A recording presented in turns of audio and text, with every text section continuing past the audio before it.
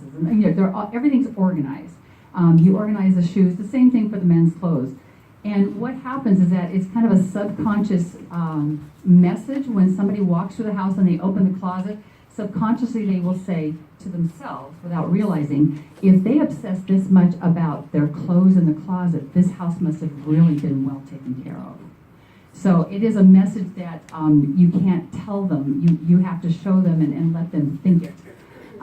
So anyway, the clean and the organize and all that. The curb appeal is obviously the most important thing, because there are times when we've all had people in our cars and we've driven up to the house, and the house inside is fabulous, but the yard is kind of like so-so, and they'll just say, not interested. And so the curb appeal, just ruined it. So, make sure they have at least the front door should be freshly painted. If you can't paint the whole house, at least it's been shown that even the front door painted fresh is a huge plus. But, have them clean up, have the gardeners come through and clean up.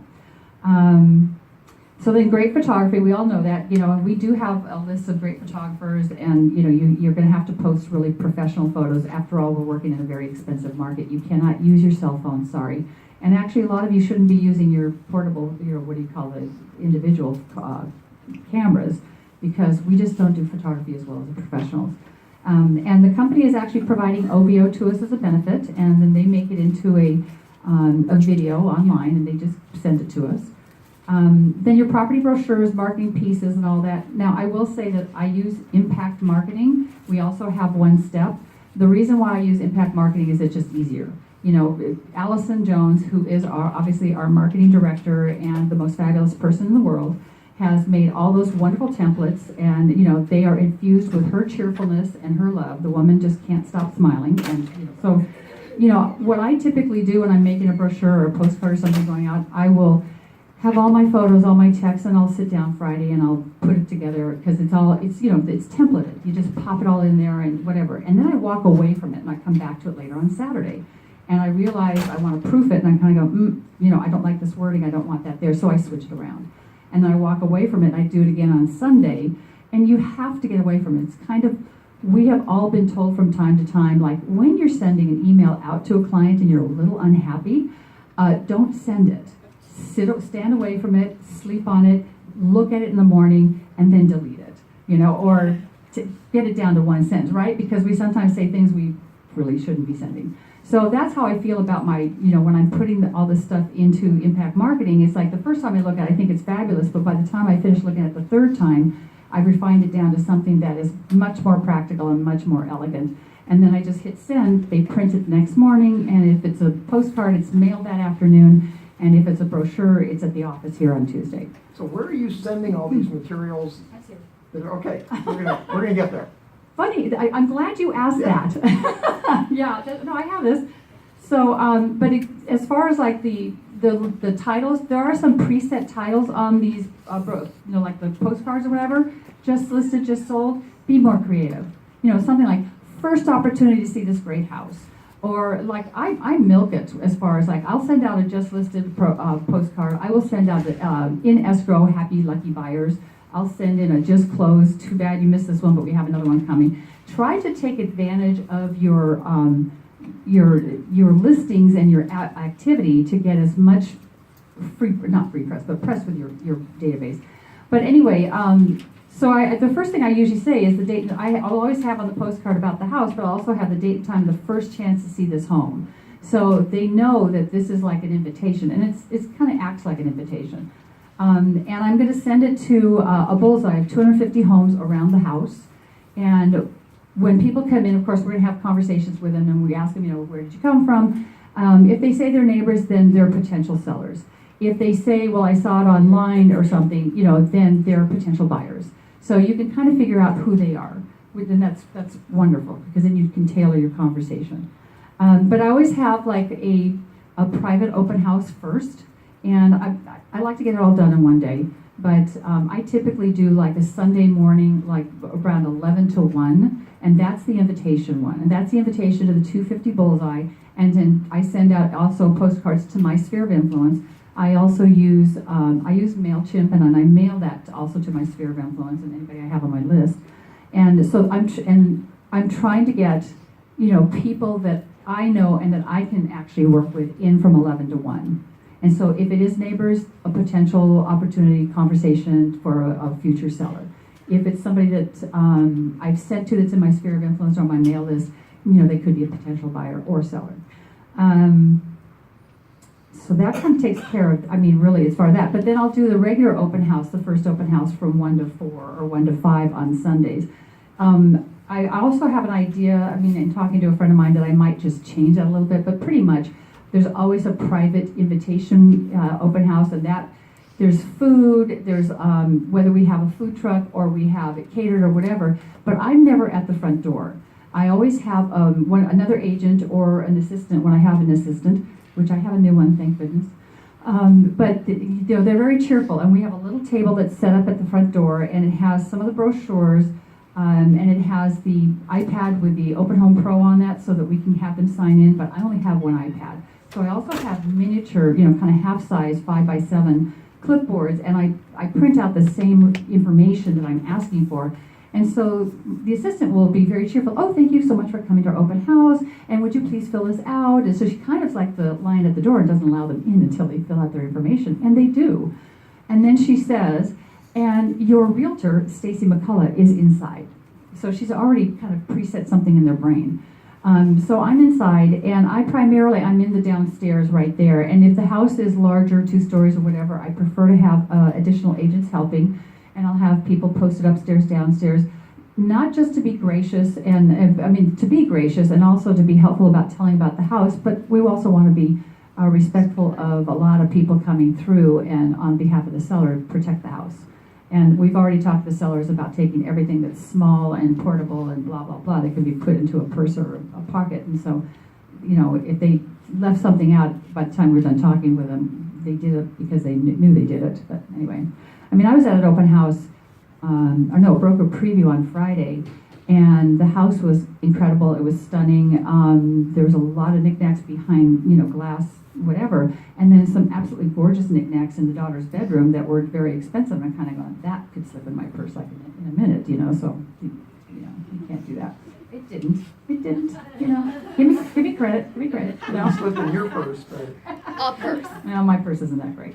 Anyway, and then also, I try to time. What I do is I do the postcards immediately. As soon as I have photography, I do the postcards first because I want to get them out. I send them the first class bulk rate, because you either have first class bulk rate or standard bulk rate. Standard bulk rate will go out in about 10 to 15 days. That's kind of stretching it. First class bulk rate is usually 3 to 7 days. So I do that, and I want to make sure that gets out first. And then the Friday before the open house, I've already done the bullseye mailings.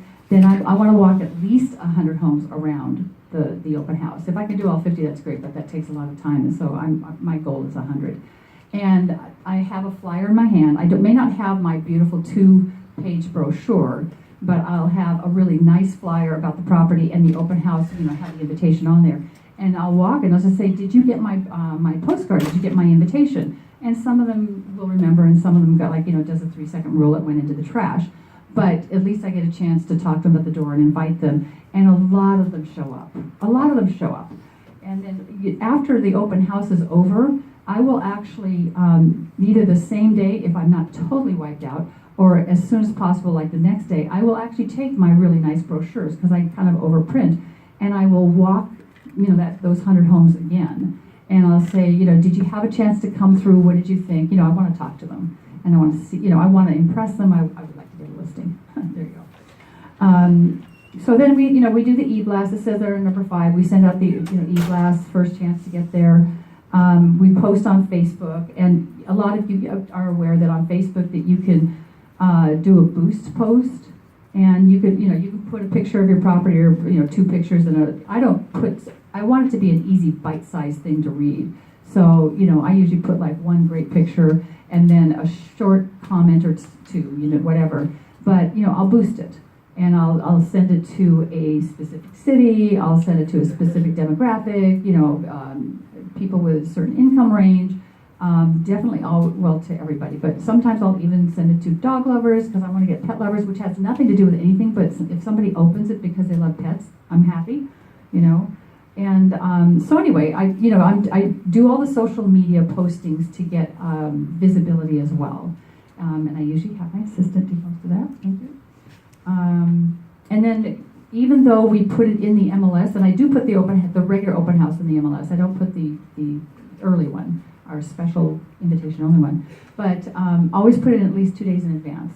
And the nice thing is that true buyers are looking on the internet. Now, they're not looking in our MLS, but of course, our listings reciprocate immediately to all the online real estate sites, Zillow, Trulia, Redfin, Realtor.com, all that. So they're going to see the open houses posted somewhere, and you're going to get some traffic from the internet. And oftentimes, the buyers are seeing it before their agents are seeing it. So I always get calls like, days in advance from agents saying, my client saw this, blah, blah, blah. I see that your first open house is, Sunday. Can we get in on Thursday? Oh, I'm so sorry. They're still having their, living room painted. And, no, they can't get in early, And the whole reason why you really want to have, people coming in when there's a lot of people is because now there's a sense of fear, a sense of loss. Like, if this house is good, and it's a neighborhood I like. If I had walked in by myself, I would have thought, nobody else wants it. This is a self-conscious thought. Nobody else wants it. It's probably not that desirable. I could probably wait. I'll come back and see it in 3 weeks, and then I'll put in a low offer. But then they walk in on these open houses with scads of people, and everybody is looking, and everybody's talking, and everybody's buzzing, and everybody's eating, and nobody's leaving, And then so that their first subconscious thought is, or conscious, that, I like this house, I like this area, it's not perfect, but, it's a great opportunity, I need to get an offer in soon. And the first time I did this, we had 6 offers the first day, 2 more the next morning, and then, of course, it was the first half of the year, so it actually sold above list price, because I think all of you know that after the mid-year slump, the market comes back a little bit different. But, we had tons of people and tons of interest, and, good response from that. And then, of course, one of the things that Shauna was saying, which we all know, is massive signs is fabulous. It's been proven that the more signs you put out, the more people come through and the more likely to get offers. And then there's Newport Beach. So we're on a 3-sign restriction. So what we talked about last week, and I think, Crystal perked up and said, by the way, you could use the generic sign. So buy 3 generic red open, they're red lettered, it says open house in red letters, and that's all it says. Buy 3 generic green ones, because, like in Laguna, it has to be green. But just, so, and then you have your 3 with your name. And if your neighborhood has more than 1 entrance, sometimes you can get away with having more than 3 because you can have it one at different entrances, whatever. But anyway, so you stagger the red signs, the green signs, they're all going the same direction. And then the name signs, now you've got 9 signs in Newport where you could only have 3. Working the system. Yes. So that's kind of it in a nutshell. And I'm sure there's enough for everybody, but it's nothing I created. I just, took what I was told and got some additional information from friends. Executed. Hold up for a minute. Okay. Questions, thoughts? Yes. I'll run the microphone and. First, I love it. I think that's awesome. I do what you're doing all the time, and it's great results. I've never had 100 people through, but I love the Facebook boost, so I don't have to ask you how to do that. Do you have to pay for it? Yeah, you do have to pay for it. It's so inexpensive. Repeat the question. She said, how did that, Facebook posts and all that. Facebook boosts, you have to pay for it, but it's like they give you a sliding scale. You could choose to spend $2, $20, whatever. I typically spend $20, maybe $30, Perfect. Whatever. But, so the first half, means we do have newer ages, so I'm just going to give my spiel about, the timing in the year. So like in January, the first 2 weeks of January, everybody's still coming out of their holiday anesthesia, right? There's not a lot of buying going on. But about the second week, maybe the third week at the outside, the buyers start showing up. And what most sellers don't know is, and they don't really believe it, or else they would do this, but the first half of the year is when most of the homes are sold. And those of us have been in real estate, we know that. So I always tell my sellers, when I'm listing their properties, I say, from the second week of January till about the middle of June is your best opportunity to have your home listed for sale, because that's when most of the sales occur. And it is absolutely true. That's when the buyers are out. a lot of sellers think, you know, the best time to put their home on the market is like summertime, because everybody out of school, and what, no, the people that wanted to move because of school and whatever, they were buying in March, April, May, so they could close in May, June, and then be moving June, July, and then have summer and go on vacation and that whole thing. But the other thing is that the market gets very quiet for about 3-4 weeks, and we're right in that. So middle of June till after the 4th of July, you've got graduations, Father's Day, weddings, the beginning of summer vacations, and 4th of July. All of that activity takes a lot of people out of the real estate market, just subconsciously, consciously. They're focusing on all of that, and the market gets quieter.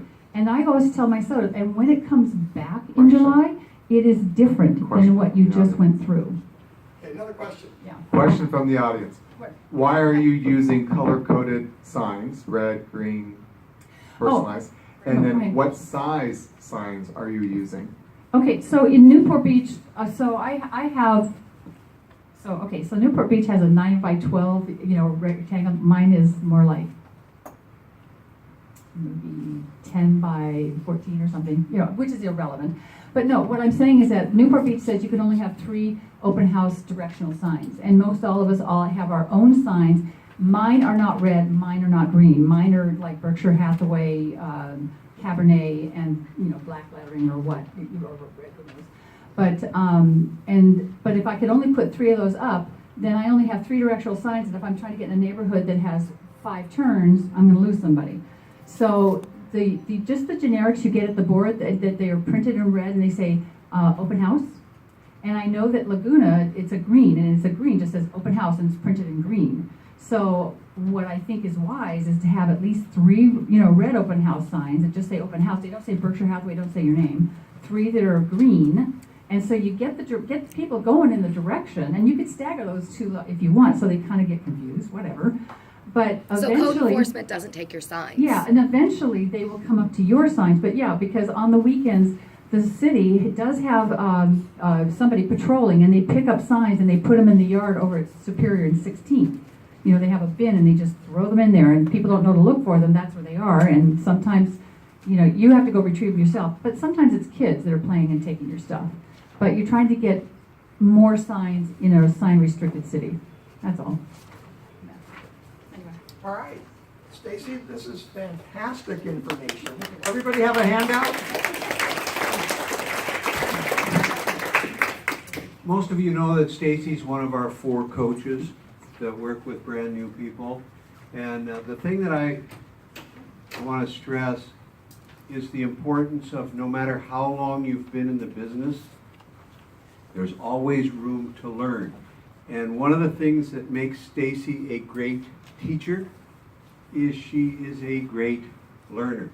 She pays attention. She said a number of times, this is nothing new, I didn't add anything to it. Well, she does add some stuff to it, but she's a great learner.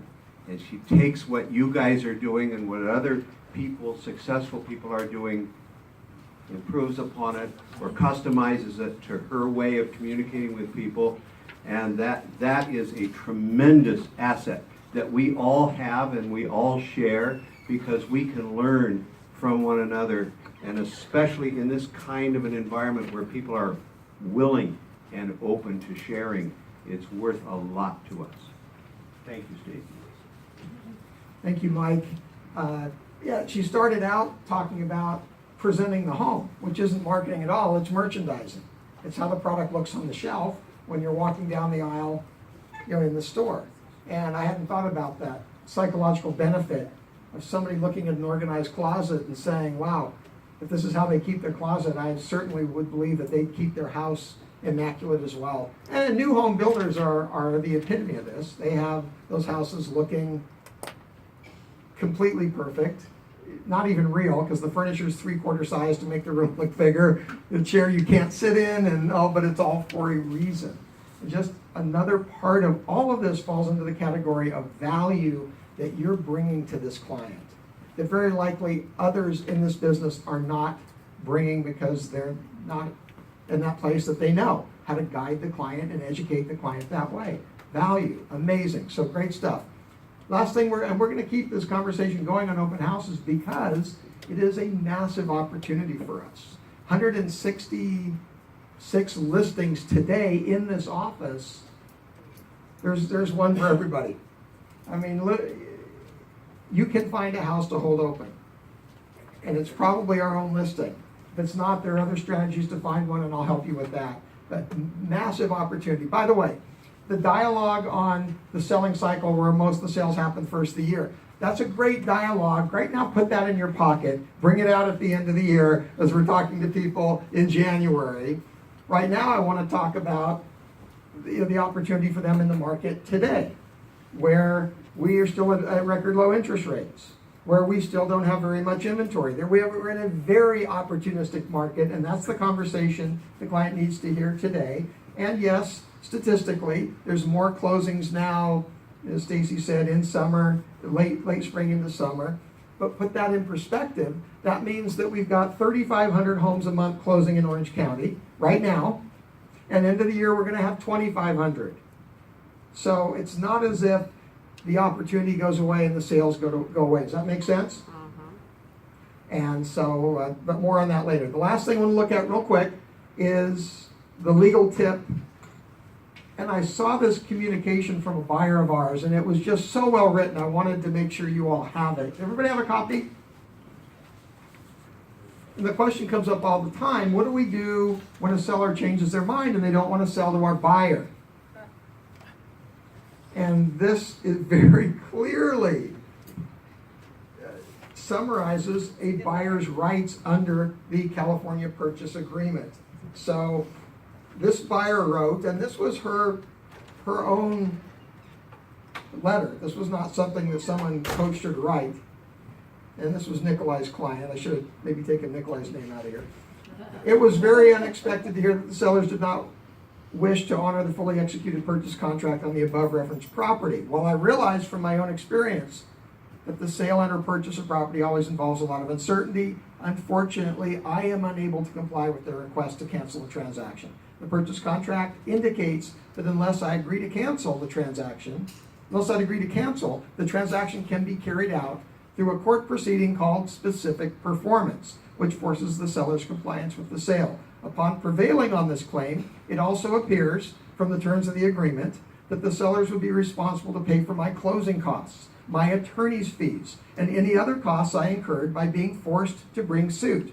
I can also place a lis pendens, a lien, on the real property and on the seller's expected proceeds from the sale in order to assure that these items, no doubt amounting to thousands and thousands of dollars, be paid.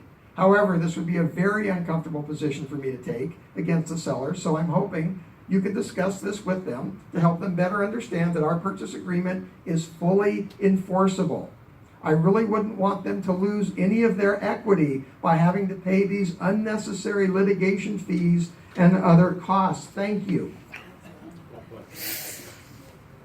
I don't want you to take this and put your name on it and say give it to your client, because the idea is for you to understand the concepts and the principles. But these are very real issues. We deal with contracts. And contracts in our world are bilateral contracts, which means there are obligations on both sides. There is good faith required on both sides of the agreement. I was on the phone yesterday with a seller that was demanding that we cancel their listing agreement because they want to list with somebody else, because their home hasn't sold. And I had, to very professionally and respectfully tell them that, no, we're not going to do that. And I did remind them that this is a bilateral contract and good faith is required on both sides. We've entered into this agreement with good faith. We spent a lot of money. I had all the marketing. I had all the activities, everything we've done. And we had to respectfully say no, that there was good faith required on both sides. And we invested all that time and energy and money because of the good faith on that seller's part. And because of that, we were not going to cancel. And they understood. And we made some adjustments and we're moving forward. It's what we do. We deal with contracts. Contracts are a very big deal. Contracts for hundreds of thousands of dollars are a really, really, really big deal, and welcome to your world. That's why you're worth a lot of money, if you understand how to negotiate them well. Is this helpful? Yeah. very well written, obviously. What a thing of beauty. What phase of escrow were they in when they were trying to? Question is, what phase of escrow were they in when they were trying to cancel? It was later on. It wasn't at the very beginning. But would it make any difference? No, Well, what about an escrow hasn't even opened yet? same thing, What about the deposit isn't even given to escrow yet? same thing.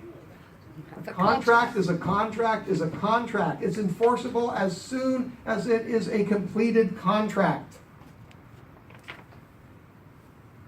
Enforceable. There is a buyer out with contingencies. There is no seller out.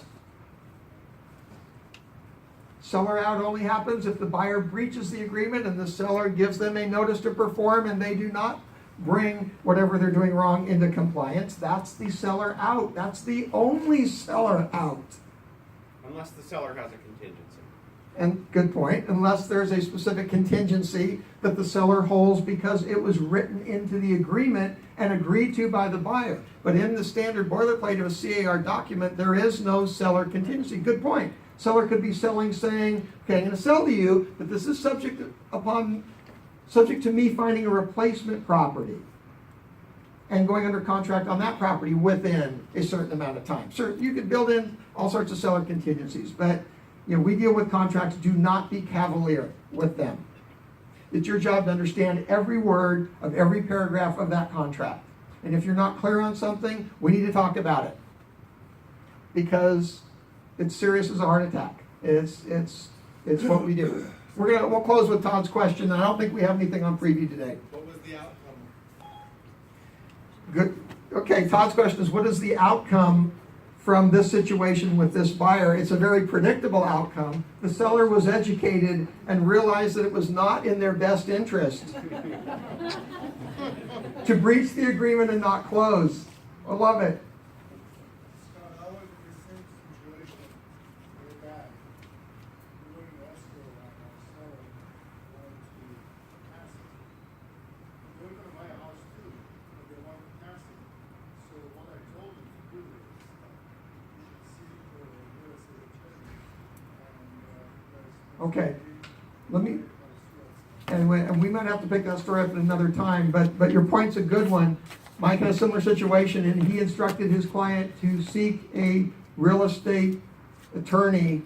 Very important, because we are wearing a broker hat, and although we have an amazing legal department with 3 of the best real estate attorneys I've ever worked with, we are not a legal firm, we are a real estate brokerage, and yes, we're dealing with legal issues all the time. It's a big part of our job. But that's a good distinction that in writing, send an email to your client when issues come up like this. We strongly recommend that you seek the advice of a reputable real estate attorney. It is the professional thing for you and me to do because we're real estate brokers. And whether they do or not, at least we're on record having recommended the right thing should something happen down the line. And that's a good reminder just in practice on anything relating to a contract. Do not have a phone conversation about something without following up with an email so you have documentation that actually it was said. Does that make sense? That happens all the time. Do you know why the seller wanted to cancel? I don't remember why the seller wanted to cancel. But, people change their minds, who knows? Doesn't matter. Doesn't matter. I'll close with an introduction, and Cheryl McKeon has joined us. McKeon and Associates is a team that has now built a business over, well, come on up. Over how many years, and you have how many people in your group, and how many deals did you do last year? Over 15 years when you were my first manager down in Laguna Niguel. I take all the credit because I hired Cheryl when I was my last tour of duty with a competitor in a Laguna Niguel office, and that was 2003 or 2. Well, probably 2002. And 2, Yeah, okay. that's what I would say. Because I remember 2003 because your daughter was in school at SC and her connection with the football team. You got me tickets to the Rose Bowl She has a better memory than I do. on January 1st, 2004. Yeah, daughter was a diver at USC, and so I know that was it. But then you went from our firm to this company, to Prudential. Right, yeah. And have been building since. But I know that you have been the top team at a competitor in Huntington and helped start an office there, and are doing, I looked you up, you're doing, gosh, 40, 50 deals a year. Yeah, we're averaging 40 to 50 a year. That is So- amazing. And so having you here, and you can introduce your team, and your husband isn't here, but her husband, Wally Malish, is one of the great leader managers in Orange County over a lot of years. We worked together at a competitor, and he is just a talent in his own right. So I can see why you and Wally and team have had the success you've had, and we are really believing that this is just a step to take what you've already done and use it as a foundation to just double it and triple it and We're do great hoping, things. that's why we're here, so. We are thank you. we are thrilled, and Thank you. join me in welcoming Cheryl McKeon and McKeon and Associates. You want to introduce your group real quick? Yeah, our assistant, the person who actually runs the team is Shannon. She's my daughter, Shannon McKeon. Hi, Shannon. She's been with us for about 3 years. And then we have Katura Washington. Hi, Katura. And we have Aaron Schneider over here. Hi, Aaron. Welcome. So in addition to these 2 agents and Shannon, Wally, my husband, also is a licensed real estate agent. He's going to be working out of the office. He also does coaching, so you'll see him around. Yeah, coaching with a very successful group that is kind of rising in a big way. So it's nice to grow with very quality, talented people. It's our culture. If you knew the number of people that we say no to that want to be a part of us, that Mike talks to with new people into the business, or that I talk to with experience, it's nice to be in a place where we're building based upon culture.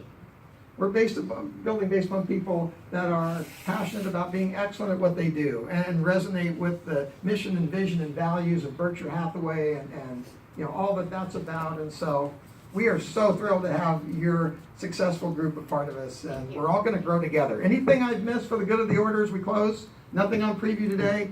Okay, we're done. Mentor meeting, 5 minutes, big conference room.